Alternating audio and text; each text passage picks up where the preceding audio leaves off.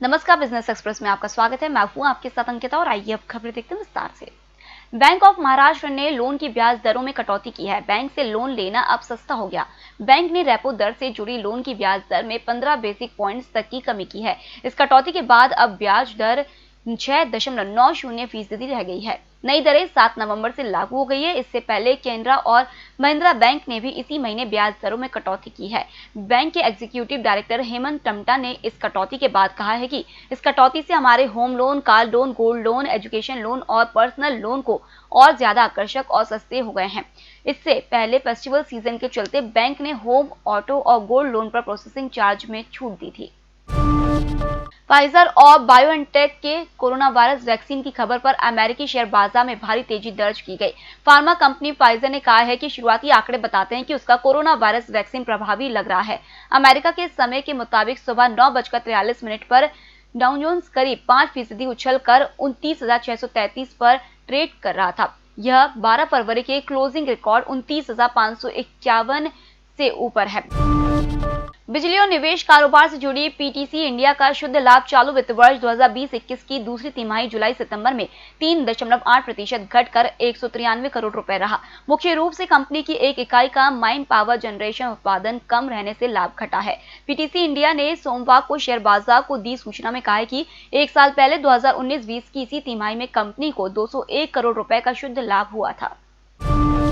Competition commission of India ने internet company Google पर विस्तृत जांच का आदेश दिया। कंपनी पर गूगल पे प्रतिस्पर्धियों के साथ अनुचित व्यवहार करने का आरोप लगने के बाद यह आदेश दिया गया है। गूगल पे एक डिजिटल वॉलेट प्लेटफॉर्म है। सीसीआई ने 39 पन्नों के आदेश में कहा है कि उसका प्राइमा फेसी व्यू यह है कि अपोजिट पार्टियों ने कानून की धारा 4 के कई प्रावधानों का उल्लंघन किया है। ऐसे मामलों में विस्तार से जांच किए जाने का प्रावधान है। सीसीआई ने अपनी जांच शाखा डायरेक्टरेट जनरल का जांच चलाने का आदेश दिया है। कंपनी पर गूगल पे को लेकर प्रतिस्पर्धा विरोधी तौर तरीका अपनाने का आरोप है। निष्पक्ष, निर्भीक और विश्वसनीय खबरें देखें सिर्फ ईएमएस टीवी पर। डाउनलोड करें ईएमएस न्यूज ऐप। सत्ता के गलियारों से गांव की गलियों तक देखिए हर खबर अपने मोबाइल पर। डाउनलोड कीजिए EMS news app. India mobile Congress का आयोजन वर्चुअल तरीके से 8 से 10 दिसंबर तक किया जाएगा। यह दूरसंचार क्षेत्र का सरकार के समर्थन वाला कार्यक्रम है। Cellular operators association of India के महानिदेशक एसपी कोचर ने सोमवार को इस आयोजन की घोषणा करते हुए कहा कि इसमें भारी भागीदारी की उम्मीद है। दूरसंचार सचिव अंशु प्रकाश ने कहा कि इस बात को लेकर सवाल उठाए जा रहे थे कि क्या यह कार्यक्रम 2020 में आयोजित हो पाएगा। उन्होंने कहा कि चुनौतियों के साथ यह कार्यक्रम अवसर भी प्रदान करता है। प्रकाश ने कहा कि दूरसंचार विभाग आईएमसी 2020 सफल बनाने के लिए पूरा समर्थन उपलब्ध कराएगा।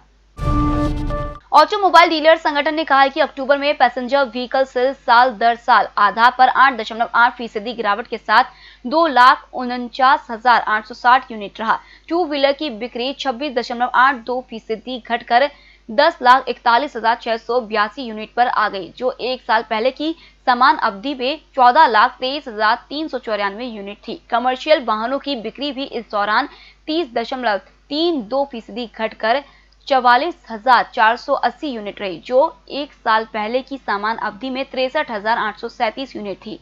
थ्री व्हीलर की बिक्री पिछले महीने 64.5% घटकर 22,381 यूनिट रही, जो एक साल पहले की समान अवधि में 63,042 यूनिट थी। देश में फार्मा सेक्टर के अब तक के सबसे बड़े इनिशियल पब्लिक ऑफर को पहले दिन महज 4.5% ही रिस्पांस मिला है।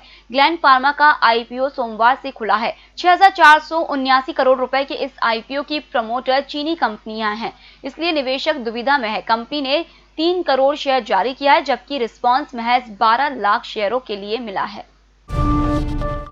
मूडीज की इन्वेस्टर सर्विसेज ने बताया कि 2021 में अच्छे फिस्कल और मॉनेटरी पॉलिसी सपोर्ट से दुनिया भर में क्रेडिट ग्रोथ सुधर रही है, जो कोविड-19 वायरस के कारण प्रभावित हुई थी। हालांकि कोरोना महामारी के कारण शुरुआती तेजी से आर्थिक सुधार का रास्ता कठिन हो रहा है। मूडीज ने अपनी रिपोर्ट में 6 मुख्य बातों पर अध्ययन किया, जो आने वाले साल में कर्ज के माहौल को तय करते हैं। इसमें सही से रिकवरी न होना, नीतियों में मुश्किलें, कर्ज स्तर में बढ़ोतरी, डिजिटल बदलाव, वातावरण का प्रभाव और सोशल ट्रेंड्स शामिल है।